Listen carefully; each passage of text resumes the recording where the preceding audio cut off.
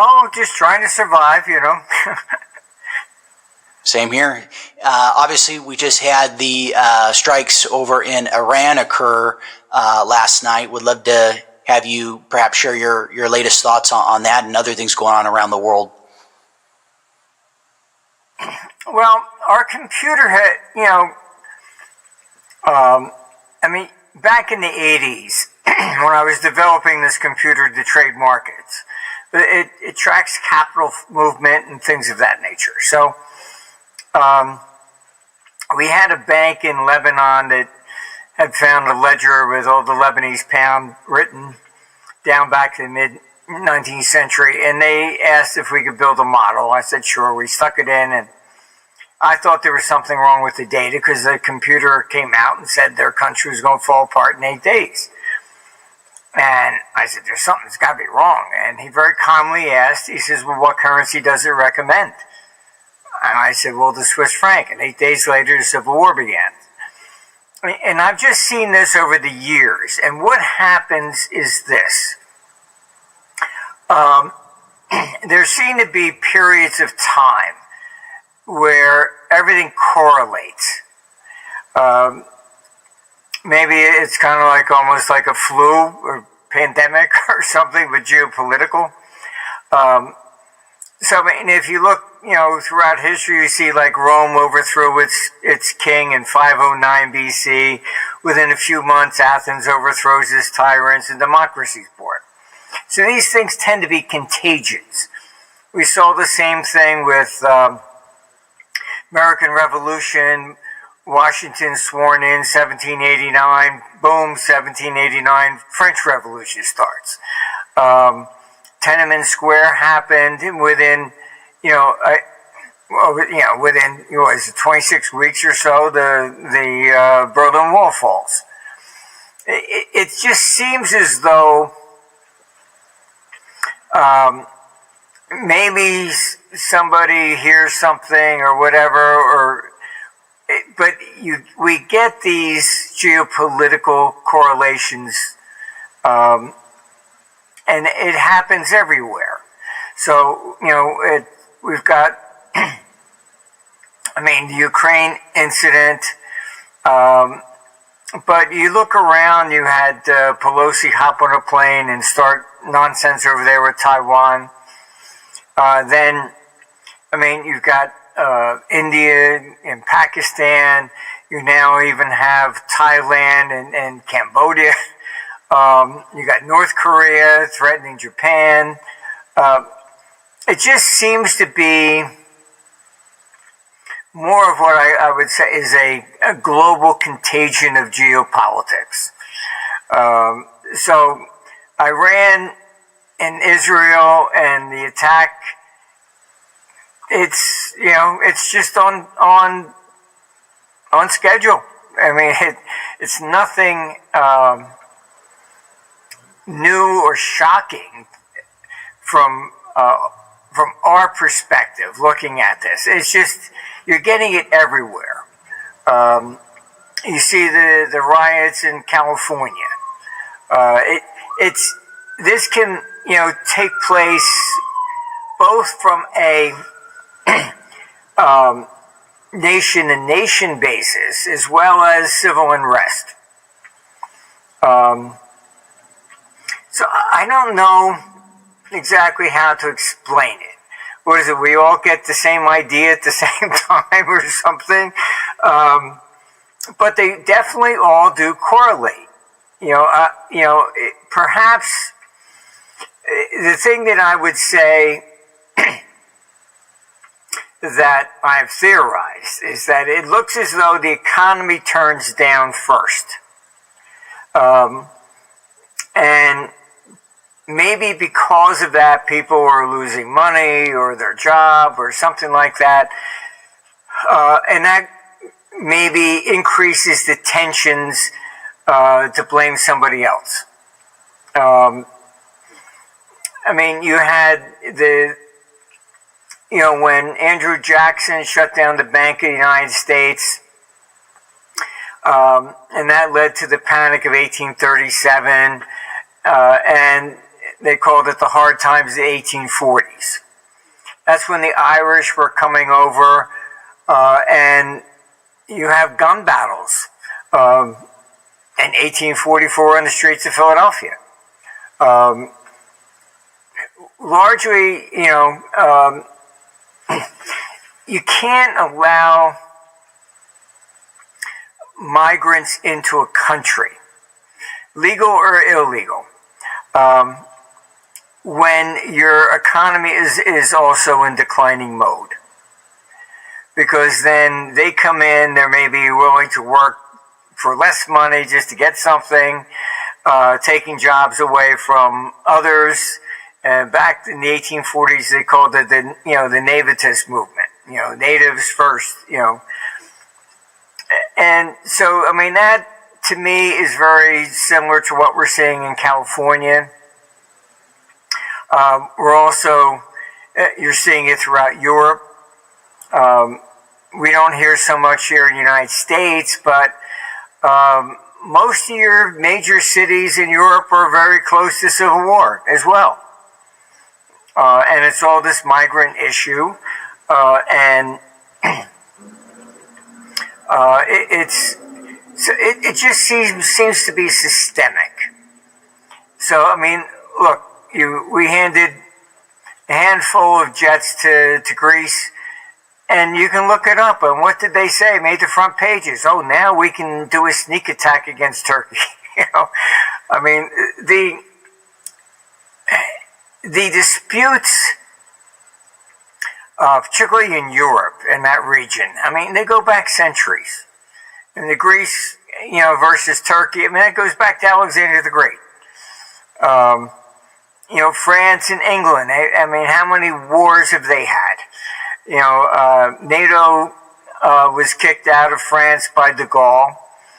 And most people don't realize it, but, the declassified documents are out now. It was the CIA that proposed, really, the European community to band together, mainly to create a unified front against communism in Russia. And de Gaulle objected, and they threatened to withdraw the Marshall Plan from France. So he finally acquiesced, and he accepted Germany, but he wouldn't accept the British. Because, these wars have gone on for centuries between the two. I mean, when de Gaulle was in Canada in his famous speech on July 24th, 1967, Vive Quebec, to separate from Canada. And de Gaulle allowed Germany to come in, and they formed the European community, but he refused to allow the Brits in. So Britain didn't join the EU until after de Gaulle died. Otto Bismarck, the former chancellor of Germany, in 1888, he said that Europe was going to go into a catastrophic war, and he said it's going to come from the Balkans. That was, a Serb killed an Austrian to start World War I, 1914. He was a little ahead of his time. But what he was talking about is that these hatreds are there all the time. I mean, we had two employees from Ukraine, one from Donetsk and one from Kiev, and they wouldn't even talk to each other. And when we had a conference in Greece, the one from Kiev refused to fly back the quickest way because it stopped in Moscow. I mean, a simple thing like that. So, I mean, these hatreds, Ukraine just hates Russians. It's simple as that. In the Middle East, this is, you have Iran versus Israel. This is religious oriented. I don't see a solution, long-term solution. I mean, maybe you can, get a little bit of peace for a little while, but that's about it. I mean, these are not disputes that are solvable. I mean, just look at, England and the Civil War between the Protestants and the Catholics. Look at Ireland, still divided, North versus South, Protestant versus Catholic. I've been to Germany and Bavaria, and they said, oh, tomorrow's a holiday. I said, what's the holiday? Oh, we won the war. I said, which war are we talking about? And they said, oh, against Prussia. It was Bavaria's Catholic, the North Prussians were Protestant. So, I mean, to a large extent, that is why the United States remained isolationist. I had seen a documentary where FDR had gone to Boston trying to get us into World War II. And the Irish are the dominant people there, and they said, you really expect us to go defend Britain after what they did to Ireland? And it took Pearl Harbor to get us into World War II. I mean, Congress would never issue a declaration of war because all the Europeans that came here wanted to get away from all that BS over there. And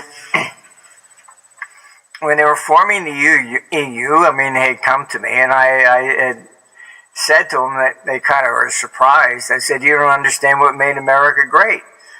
And what do you mean? I said, it was discrimination. Oh my God, how can you say that? I said, it's very simple. Because whoever was the last off the boat was discriminated against. It was fair. All right.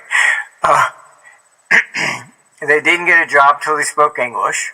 So you ask an American, what are you? Go, oh, I'm half Irish, half German, whatever. You don't see that over there. It's everybody intermarried, whatever.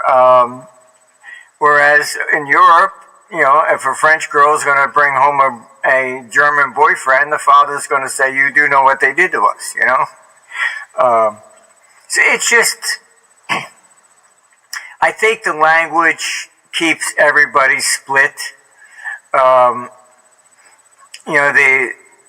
The solution to Ukraine was the Minsk agreement. Very simple as that. The Donbass should have split. Look, Czechoslovakia split in half. Czech Republic, Slovakia, Yugoslavia, wars, whatever. They finally split according to ethnic lines. That's the only solution in that region. I can tell you that in Crimea, you have no Ukrainians. They all speak Russian. 15% of the population are still Tatars from the days of the Mongols invaded Ukraine area back in 1240. So you have 15% of the population are Asian. They're not Ukrainian. Then you have, Zelensky outlawed their language, outlawed their religion. Oh, you can't have Orthodox Christianity. You have to adopt this. You can't do this kind of stuff. It'd be like the United States saying, we're going to outlaw Spanish. Really? What's going to happen? Or Canada saying, we're going to outlaw French. You have to speak English now. I don't think either one would work, It's just certain things you can't do. So as far as the Middle East is concerned, look, these are historical differences. I don't see them changing. I've been to the region. I remember even going around Israel, and you take the Dome of the Rock. The rock that is in there, the Jews say that's where Abraham took his son to that rock. The Arabs say, no, this is the rock that Muhammad ascended to heaven from. Same rock. You go throughout the whole region. It's like, no, this happened here. No, this happened here. How do you resolve that sort of stuff? I've been to the, to the church of basically Calvary. They built a whole church over it. And I think that was done basically by Constantine's mother. And so you have each part of each segment of Christianity has a piece of it. Go there. It's still not finished. Why? Because they can't agree. So if they can't agree in what you're talking about, almost 2,000 years, what are you going to do? How are these things going to be resolved? And they're all just Christians then, but they're all different sects. So we're just in a period where whatever previous grudge took place seems to be coming to the surface, and it's global. It's everywhere. 10 years ago, my job was easier. We'd have a crisis in one part of the world, that would be it. Now it's a crisis absolutely everywhere. It's just, I get calls from, I'm in Canada dealing with in Alberta, dealing with the separatist movement there. About at least 40% of the people want to separate now. It might be up to 60. And I'm in Alberta, and I'm getting phone calls from Romania because they're going to go to an election on the 18th. I said, can't you pick another day? Poland's also the 18th.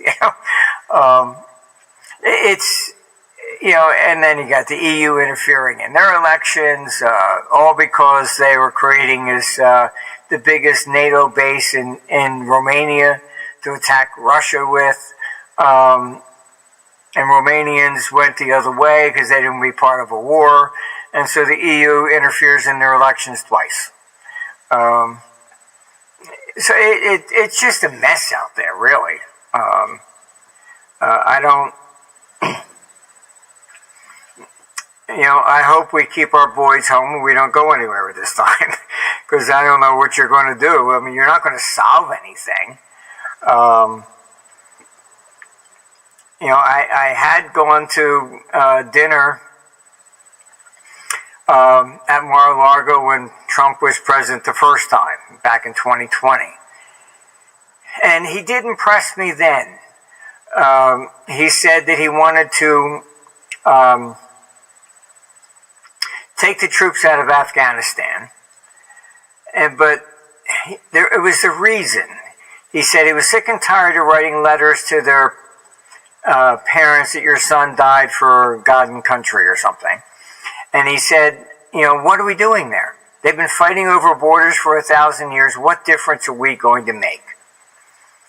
And I never heard a head of state ever worry about the guys that die on the battlefield. It was always, well, we just have to win, like a football game or something. But I guess maybe because Trump wasn't born in the cloth politician, where I think they're just told, don't think about that because that's just collateral damage. We just have to win or something. But so I even spoke to RFK. He even asked me directly, how would you solve the Ukrainian war?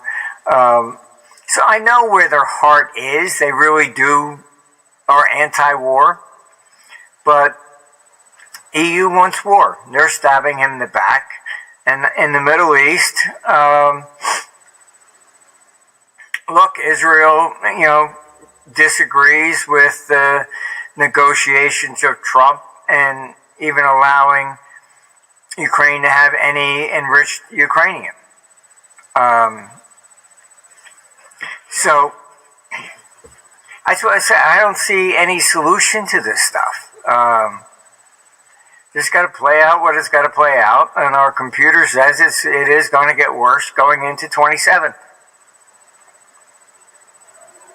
Speaking of your computer and your model and such, which of course has been pretty accurate over the years from what I've gathered.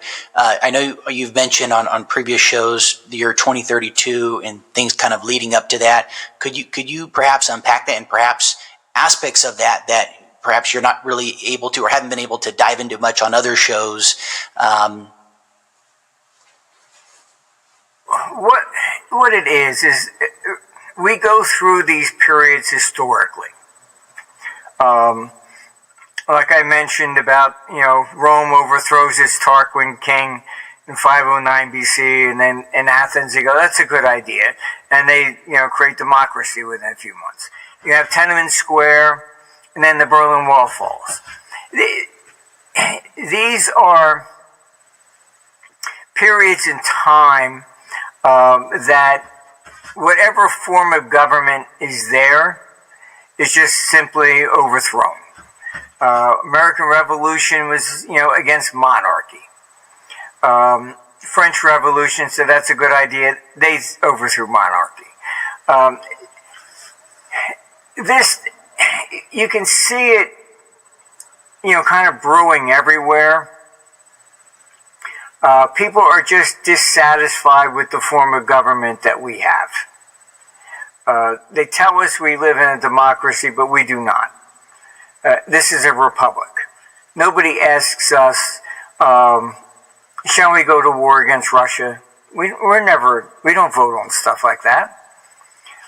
Vietnam, you were 18, you were old enough to hold a gun and go kill somebody, but you were not old enough to have a drink or vote. But that's democracy. You take Ursula, the head of Europe. She's never stood for an election. In parliamentary systems, others just appoint who's going to be the head.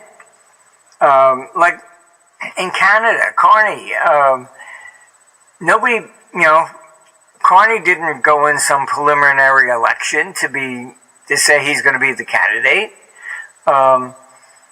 So parliamentary systems are even worse than what we have.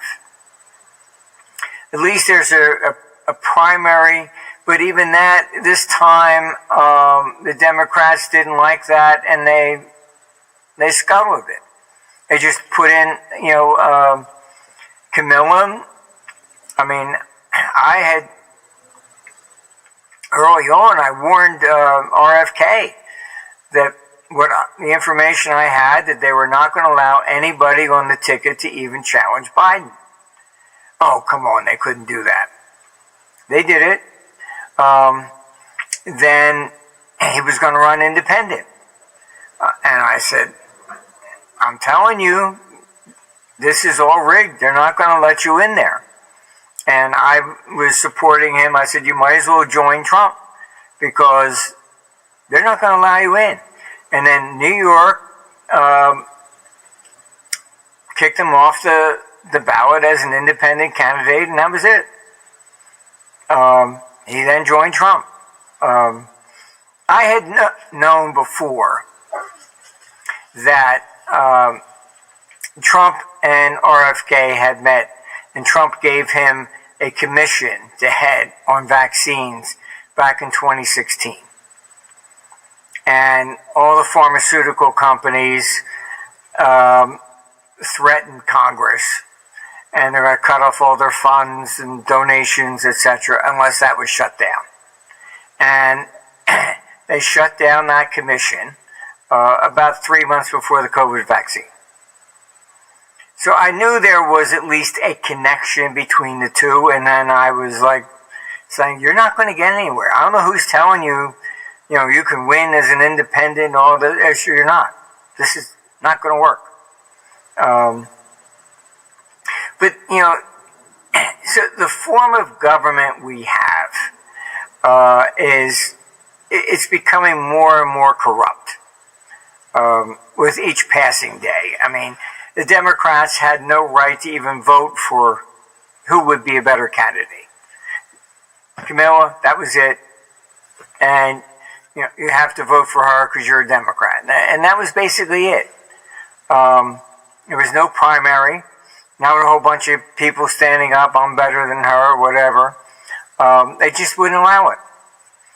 This is what we call the deep state. They have power, and they don't want to give it back up. Biden was not really there all the time. That's the dispute over the auto pen. Did somebody just run them through the machine, or did he actually even read them? I think that should be illegal anyhow. But you don't use an auto pen for legislation. You just don't. But look, I was part of the vetting process back in the 90s, and then they would send me in to go meet with whoever wanted to run for president. I would meet various different people, from like Ross Perot and like governor of Oklahoma at the time. And then I was asked to go down and meet with Bush Jr. I said, okay, and then I was told, this one's different. Because before I would be asked, what do you think? Do you think he's smart enough to handle the job? I would be there to explain how the world economy functions. But with Bush Jr., they said, oh, this one's different. I said, what's different? Oh, no, he's really stupid. I said, what? And I said, why would you make somebody stupid president? This was exactly opposite of everything I had been doing for years. And they said, well, he's got the name and we can win. And I can tell you, because I was in the middle of all this, I was offered to be the chief economic advisor in the White House. I said, no, I'm not giving up my company for that. And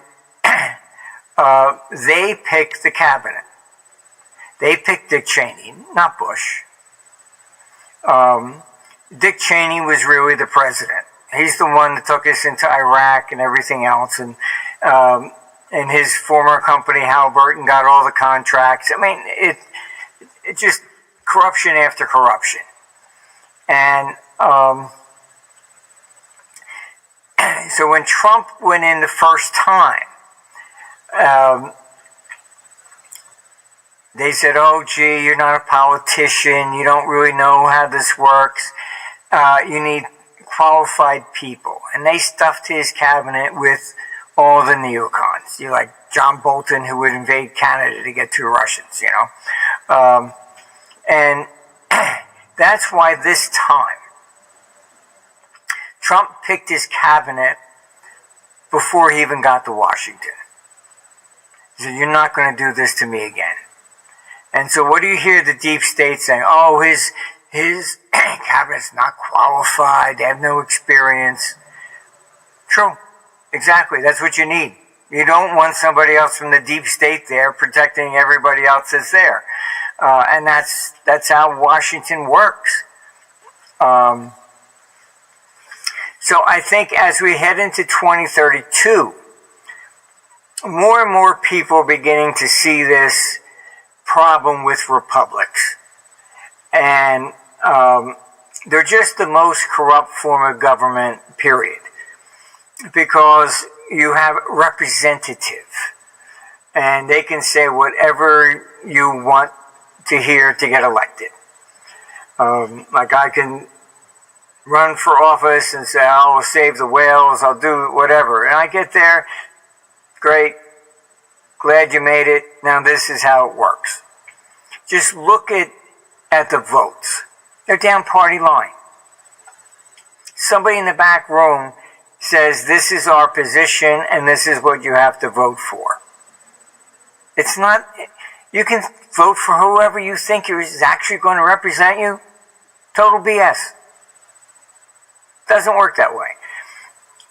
This is what's coming to an end. Because more and more people are seeing this. Look at what they did to Trump with all the different charges and all this stuff. This is, they call it lawfare here, but look, this has been going on for a long time. You can read John Stuart Mill's book On Liberty, mid-1800s.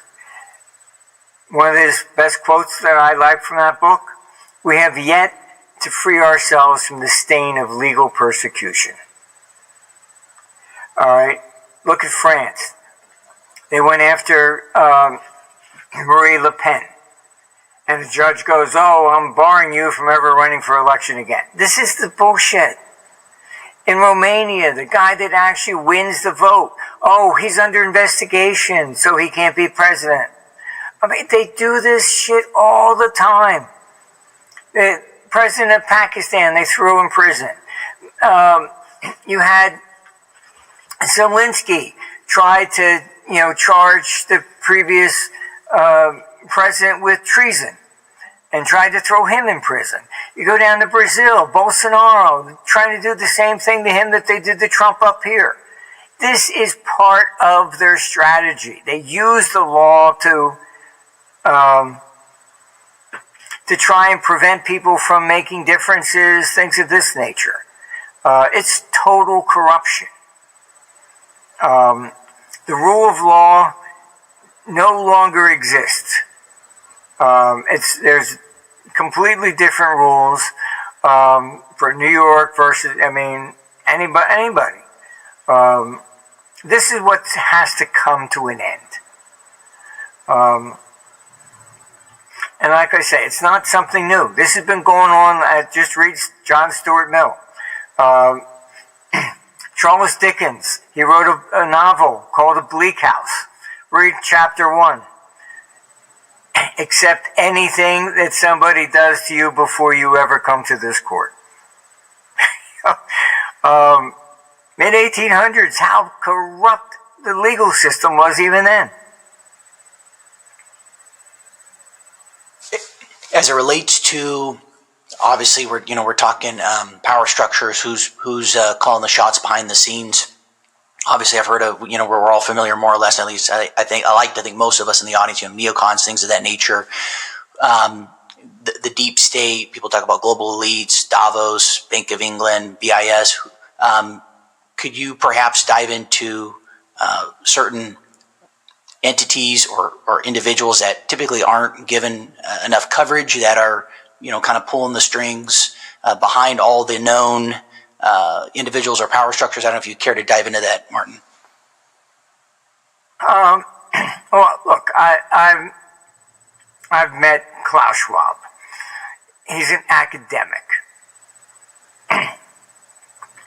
The academics are the ones that promoted this idea that, gee, if there's one government, we eliminate war and equality and all this nonsense. And it's just total, it's fiction. It's delusional. All right? You're trying to change humanity. That's why communism failed. All right? We're equal in rights, we're not equal in talent. And Einstein, I think, said it best that the mother really of all invention is curiosity. If you're not curious, you're not going to discover anything. And that's why communism failed. That, oh, you can't make more money than the other person. So you came up with the greatest idea to invent whatever, styrofoam cup, you can't. That was the famous 1959 kitchen debate between Vice President Nixon and Khrushchev. He showed the American kitchen, dishwashers, stuff like that. This was all created by the private sector, not by government. But that's why communism collapsed. It suppresses the individual so that the individual can't create anything. And if the individual can't create something, you have no progress. So those in the deep state, I can tell you, Klaus Schwab even had a bust of Lenin on his bookshelf. They think, equality. The problem is wealth disparity. I'm sorry, they look at somebody like Henry Ford. Oh, look at how much money he has. Okay, he invented the assembly line. He created the auto industry, brought cars down so the average individual could buy one. He made a lot of money from his ideas. Fine. Oh, he's evil because he made money. He created the whole auto industry. You don't look at how many jobs he created. You know, I find it curious because this is prohibited even in the Ten Commandments. Thou shalt not covet thy neighbor's goods, all right? And if you look at ancient history, you see Athens in the Peloponnesian War. Athens was like the democracy, freedom, etc., and they were attacked by Sparta. You can look it up. Sparta never even issued any coins. It was a communist state. You know, people can't have money because that's not fair. You're going to have maybe more than he does. So nobody owns anything. That's what the Peloponnesian War was all about. Communism versus, you know, basic freedom. And so this problem has been around since ancient times. It's, again, nothing new. It's part of human nature, I guess. You're not going to eradicate it. You can't make us all drones and walk around, you know, with just a mask on and just staring into the space or something. So, unfortunately, you have the Davos basically was the number one forum for that sort of stuff. If you look at the heads of the ECB, IMF, the head of Europe, all of them were on Klaus Schwab's board of directors. Every one. None of them are in positions that were ever voted for. They're installed. You know, I have a clip on my site with the former president of France, Holland, standing, you know, next to Merkel and saying the whole purpose of the EU was one government will stop war. Not going to happen. I said, you know, fine, Rome had one government. How many civil wars did they have? Just look at Rome, at Europe, basically, and you hear the same thing. I do podcasts and Sicily, and, you know, North versus South are against each other. I hear it in everywhere you go. Serbia versus Croatia still. Ukraine, Germany. I mean, you know, there's a rising dispute. What Trump was, basically his election symbolized the beginning of this sort of trend, where people are just fed up with the status quo.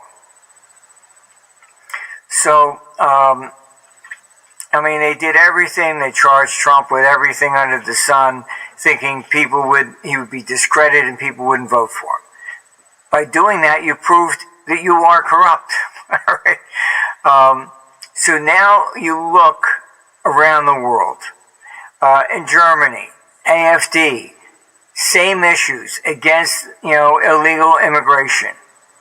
All right. First they called them Nazis. Now it's the number one party in Germany. Nigel Farage, you know, Brexit, oh, that's going to lose, etc. Our computer said, no, you're going to win. He came to our conference in Rome in 2019. He says, of course I'm here. He's the only one that said I would win. Every newspaper, every pretend poll, oh, Brexit was going to lose. You know, they're all corrupt. They're just corrupt. Brexit wins. People are fed up with all the illegal migration. They put a guy in prison for 22 months for simply saying he was sick and tired of his taxpayer money going to illegal aliens that rape our children. 22 months in prison for saying that. Another, you know, they just charged a guy a few weeks ago. Called it a hate crime because he asked somebody, "Don't you speak English? I don't understand you." That was a hate crime. Discrimination. I won't even go to Britain anymore. They probably locked me up for something I said 10 years ago, It's just going crazy over there. But this is government knowing it has a problem.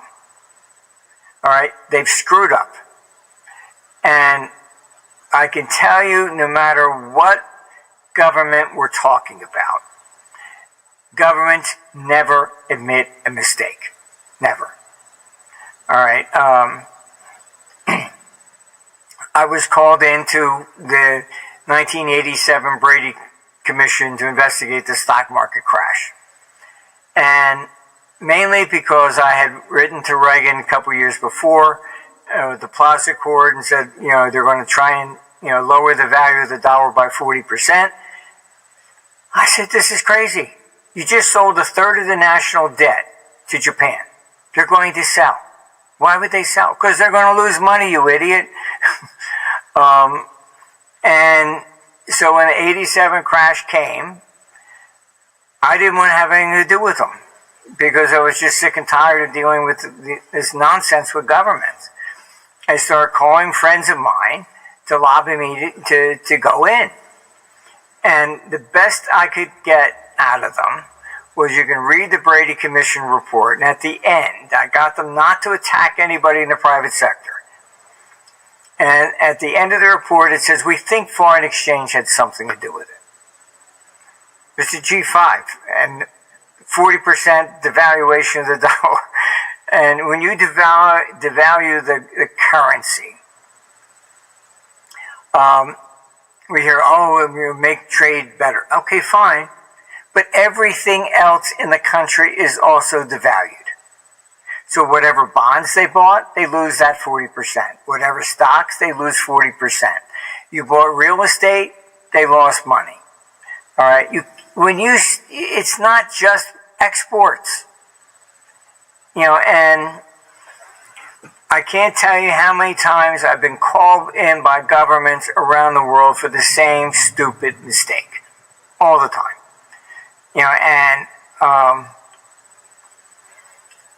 I met with the Swiss government, the Swiss Central Bank, before the peg broke. And I said, listen, peg's going to break. No, we think we can hold it. I said, really? I said, I think the odds are on my side because no country to date has ever been able to do this. Peg breaks, everybody lost a ton of money on the whole thing.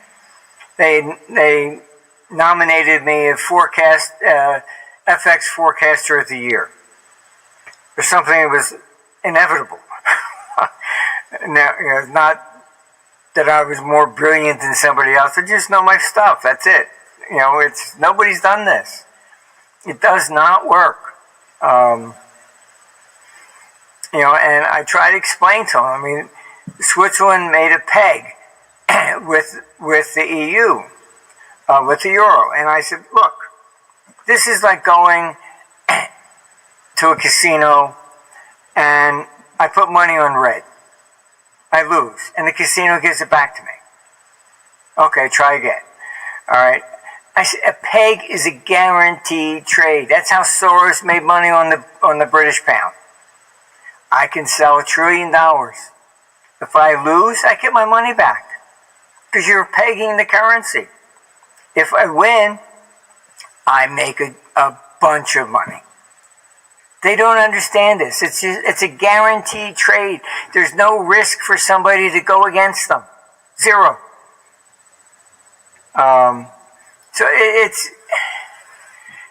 I get frustrated because it's the same stuff over and over and over again. It's not like anything new. It's like, all right, fine. Who's next in line to do this same stupid mistake that's been done countless times by government? Every time there's some sort of crash, there's an investigation and somebody goes in, well, maybe we should try this. The one question you will never see in any of these investigations, Has it been tried before? Did it work? Simple question. It's never asked even once. In 87, when I was called to the Brady Commission, oh, we're going to find the guy that shorted this market and forced it down. I said, really? I said, do you realize every investigation since 1907 began with those words and nobody's ever been found? you know, it's always the same ideas, constantly. That's why, I think we can learn individually. You stick your finger in that candle when you're a kid.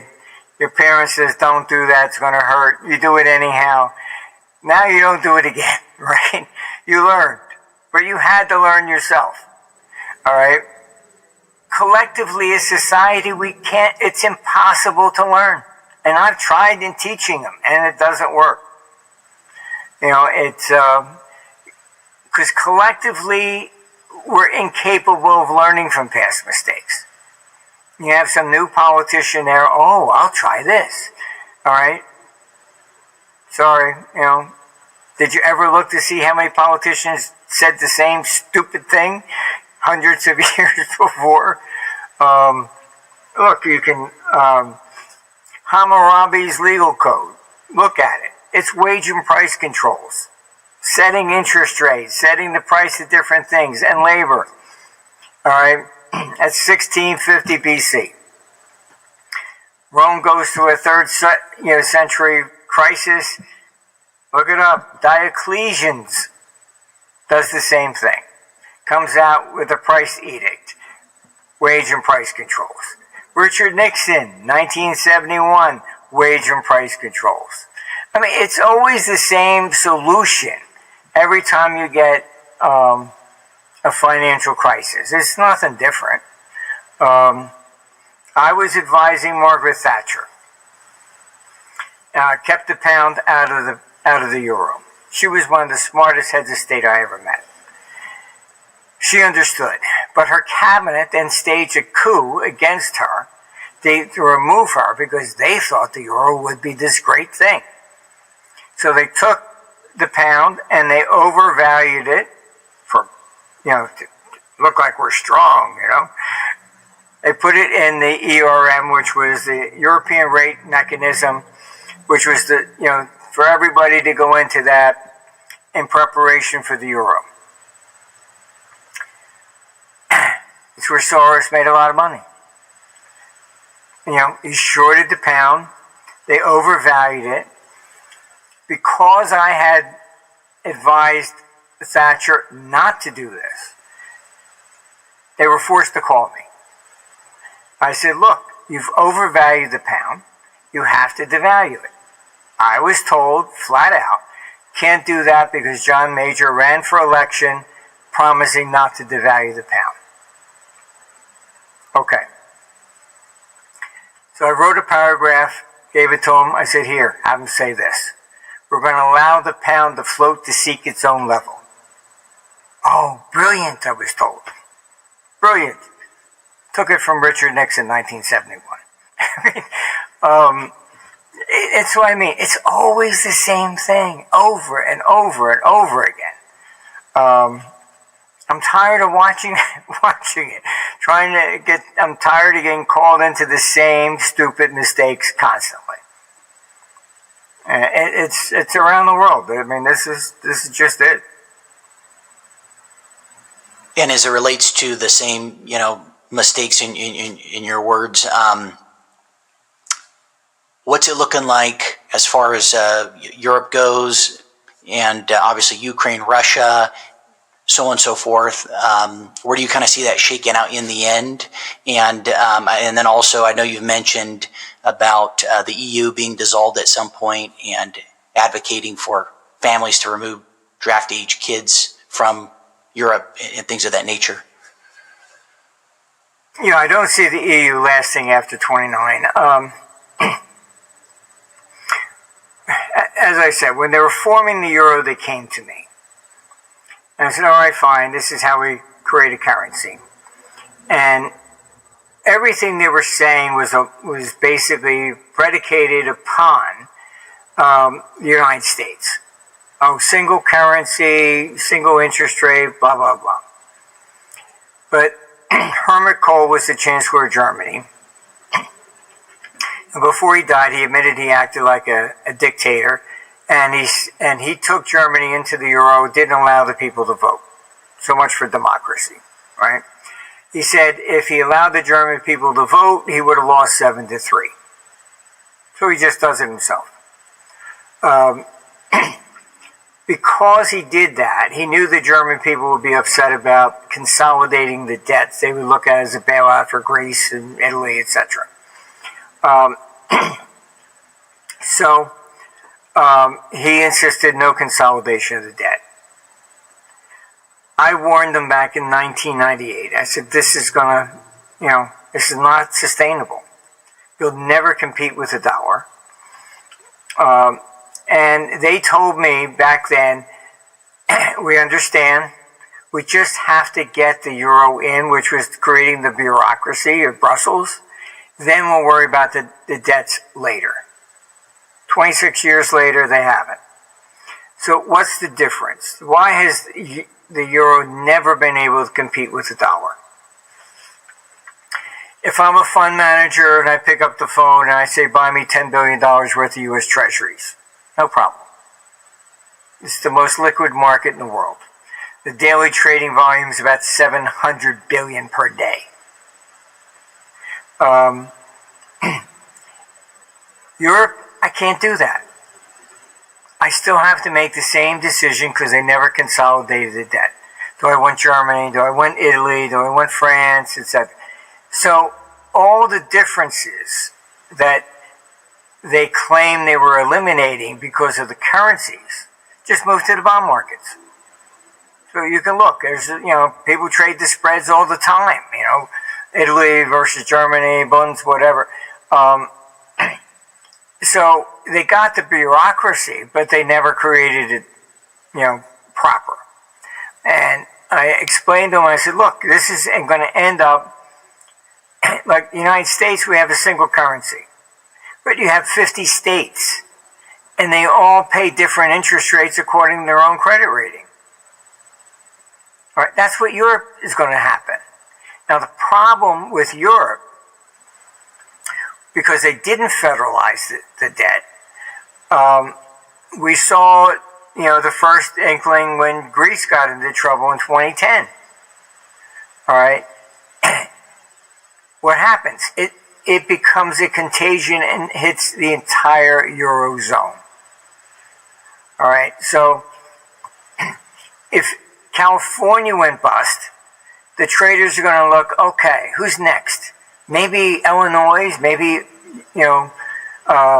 Washington State.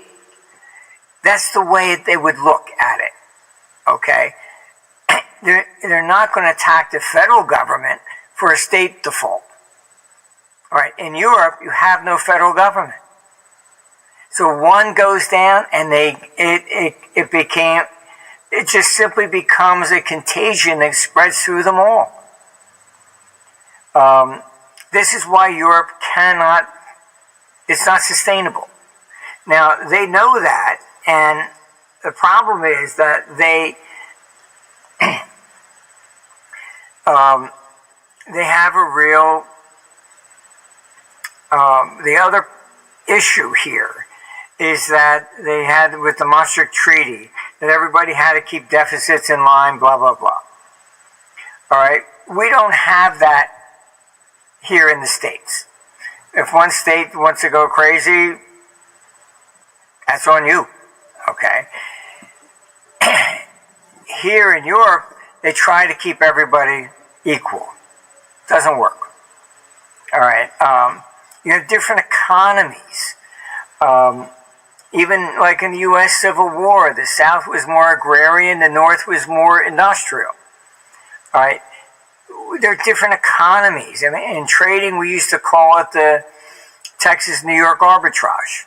When oil was up a lot, Texas was booming, but that was inflationary and New York was going down. Right? So this is what you have. And so all of Europe is not the same. Germany is the real big problem, and nobody wants to talk about this in the press. Germany is about 25% of the entire EU GDP. The politicians should be in prison for life. They shouldn't even be a politician. First, they shut everybody down crazy with COVID. You wiped out a lot of small businesses. Then, climate change. Okay? Then you put all these other restrictions on. You took out another layer. All right? You saw, all the, like tens of thousands of people protesting at Volkswagen, the auto. Oh, because you can't produce gasoline cars after, I think it's 2030 or something. You're wiping out jobs of the biggest industry of Germany. Hello? Did you ever think this through? Then complicated even more. Oh, let's put sanctions on Russia because they went into Ukraine, which we enticed anyhow to begin with. We're the ones who started the Civil War. Just look at the timeline. It was Victoria Nuland was there handing out sandwiches in Maidan, and you had John McCain on stage. We're with you, overthrow your government. And as soon as they stuck in an interim government, not elected, and they started the Civil War against the Donbass. So then Russia comes in to protect the Donbass, basically. This is just a mess. It's just a mess, but it's all politically motivated. So here you have Germany. It has no energy. It was buying all the energy from Russia. Oh, we have to punish Russia. Really? Okay. That's like me shooting myself on the foot and saying, see, I'm serious. And if you don't back off, I'm going to do it to you. So now they have to import all their gas and everything else and paying 3 times the price. The German economy, because of these stupid decisions, has actually shrunk at least 3%. I'm not talking about recession. I'm talking about you're wiping out small businesses left and right. There isn't somebody there to hire anymore. So the number of jobs are declining. Why is AfD the number one party now? Because at the same time, you let in all these migrants. That's why I talked about the 1840s. You can't allow migration in when you're declining your economy. So you've got all kinds of civil unrest throughout all the major cities in Europe now. And they're trying to hide that from the press. But it's nothing new. Like I said, we went through it in the 1840s. And you can look it up. There were actually gun battles on the streets of Philadelphia over this stuff. Europe is a basket case. It needs war. You have Macron, and I can tell you I have very high contacts in France. They call him the Petit Napoleon.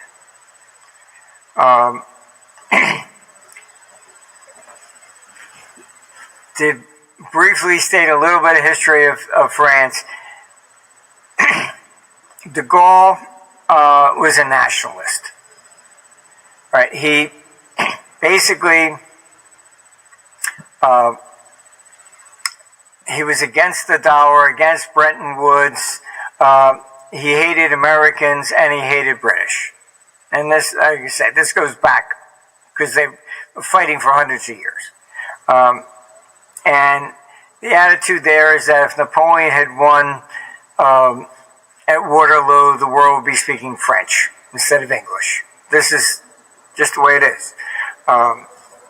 I was actually a keynote speaker for the BIS in Paris. And so I was sitting at the table with all the heads of the central banks of Europe. And the table started speaking English. Because the Italian didn't know German. The one language everybody knew was English. And the French sitting next to me, he was absolutely appalled. Should be speaking French. We're in Paris. They're very sensitive about the language. So what de Gaulle did was he kicked NATO out of France.